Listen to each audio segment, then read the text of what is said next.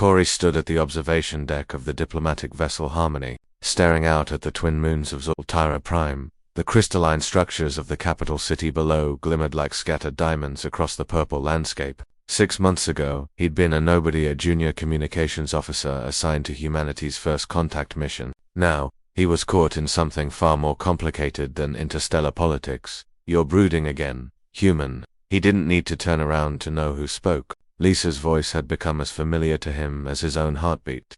Though she insisted her true name contained frequencies his vocal cords couldn't produce. The Zoltaron princess moved with a grace that defied physics, her translucent skin shifting through subtle prismatic patterns that reflected her mood right now. A concerned amber.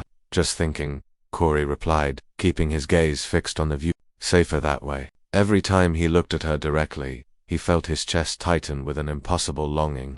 About the treaty negotiations. Lisa moved beside him, close enough that he could feel the electromagnetic field her species naturally generated. It made his skin tingle. Among other things, the treaty was falling apart. Earth needed Zoltara's advanced quantum technology to solve its energy crisis. Zoltara needed Earth's biological diversity to restore ecosystems they'd nearly destroyed in their industrial age. It should have been simple, but the Zoltaron High Council viewed humans as primitive, emotional, short-lived. They were prepared to walk away. Lisa had been his only ally in the negotiations, using her influence to keep the talks alive. She'd spent countless hours teaching him about her culture, learning about his. They'd shared stories under alien stars, laughed at the absurdities of translation errors, debated philosophy and art. Somewhere along the way, diplomatic courtesy had become friendship, and friendship had become something else, something impossible. "My father announces his final decision tomorrow," Lisa said quietly. Her skin flickered to a deep blue. "The council believes humans are too volatile, too driven by emotion rather than logic." "Maybe they're right," Corey said bitterly. "What kind of logical person falls for someone from a species that sees emotion as a weakness? Someone completely out of reach." The words escaped before he could stop them. He pressed his forehead against the cold viewport, closing his eyes. "Sorry, that was unprofessional."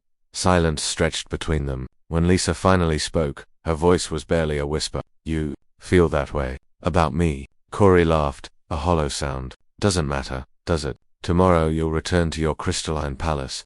I'll be shipped back to Earth with a failed mission on my record, and that'll be that. Just another human letting emotions cloud his judgment."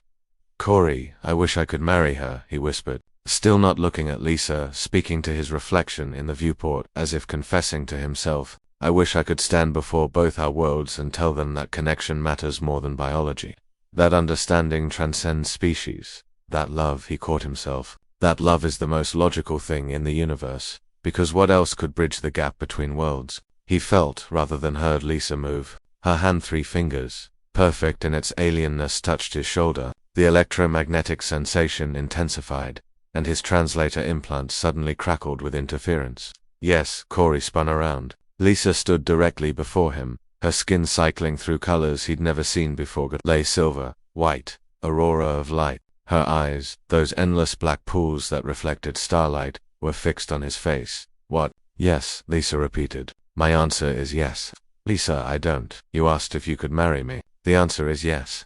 Her skin settled into a brilliant white, pure joy in Zoltaron color language. "I've been waiting 3 months for you to ask." Corey's mind reeled. "But the council, your father, the treaty, do you know what the true test of the negotiations was, Corey?" Lisa stepped closer. "It wasn't about technology or resources. My father wanted to know if humans could truly evolve beyond their tribalism, if they could see value in beings different from themselves. The council has been watching you specifically, me. You learned our language, our customs. You've never once treated me as less than human. You've treated me as more, as myself." Her hand found his. "You've been falling in love with an alien princess, and you saw it not as an obstacle but as, what did you call it? The most logical thing in the universe."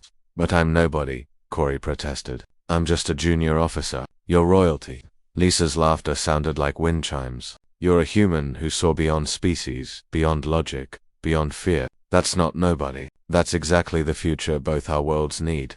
"The council will never accept the council," Lisa interrupted. Her skin flashing with determined crimson. "Has already prepared the bonding ceremony. They've been waiting to see if you'd find the courage to speak your heart." She squeezed his hand. Humanity passed the test. Corey, you passed it, not through logic or technology, but through the very emotion my people feared. You proved that feelings, properly understood, are the highest form of intelligence.